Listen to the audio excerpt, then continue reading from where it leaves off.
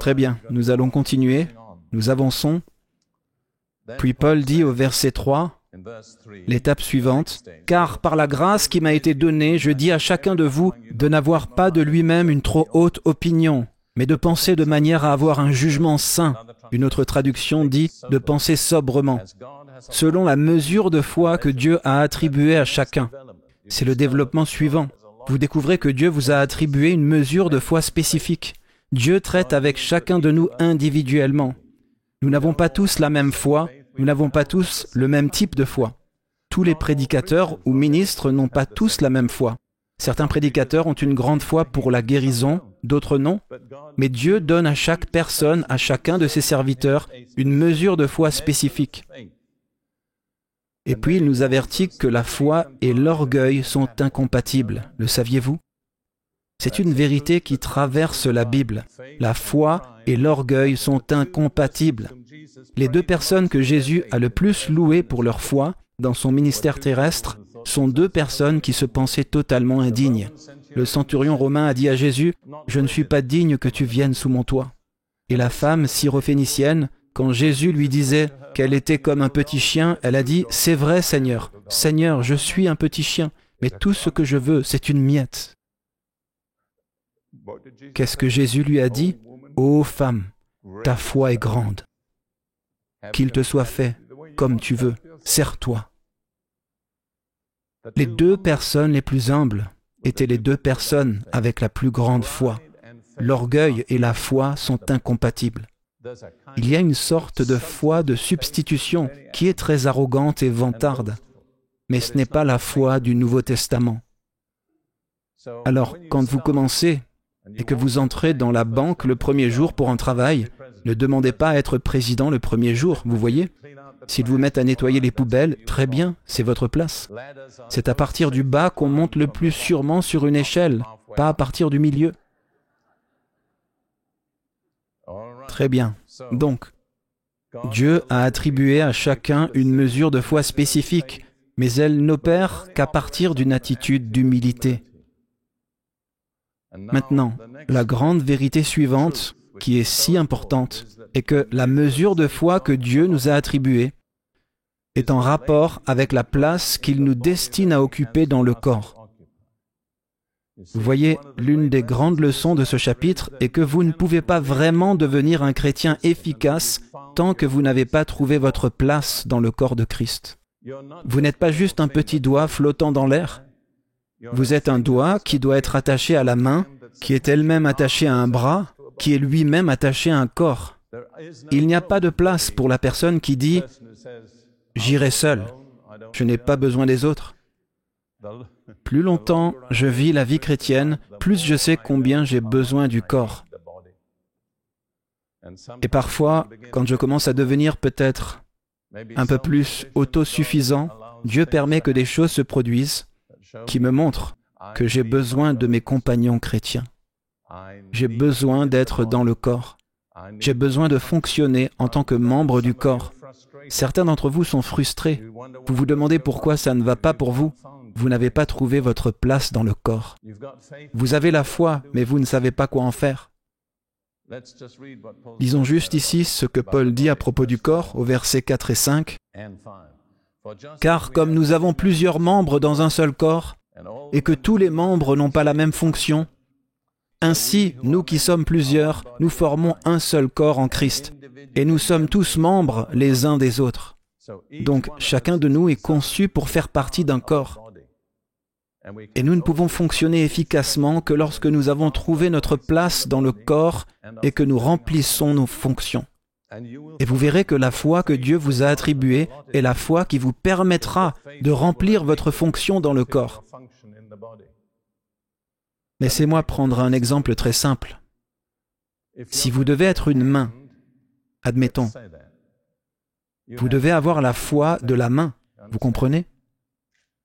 Mais si vous devez être un pied, et que Dieu vous a donné la foi du pied, et que vous essayez d'être une main, vous serez un désastre, vous comprenez? Vous voyez, ma main est très efficace quand elle travaille comme une main. Mais si j'essaie de marcher sur mes mains, c'est une autre histoire. Encore une fois, La cause de beaucoup de frustration dans le corps de Christ est que les gens essayent d'être la mauvaise partie. Ils essayent de remplir une fonction pour laquelle Dieu ne leur a pas donné la foi. Nous faisons tous l'expérience que notre foi est mise à l'épreuve. Mais fondamentalement, si vous êtes toujours en train de lutter pour avoir la foi, c'est presque un signe certain que vous n'êtes pas à votre bonne place dans le corps. Parce que ma main n'a pas besoin de faire beaucoup d'efforts pour être une main. C'est une main, sans faire beaucoup d'efforts de réflexion. Mais si j'essaie de faire de ma main une autre partie du corps, alors il y a beaucoup d'efforts et de fatigue. Il ne devrait pas y avoir beaucoup de tension dans la vie chrétienne. De temps en temps, nous sommes sous pression, nous sommes testés. Notre force peut être mise à l'épreuve.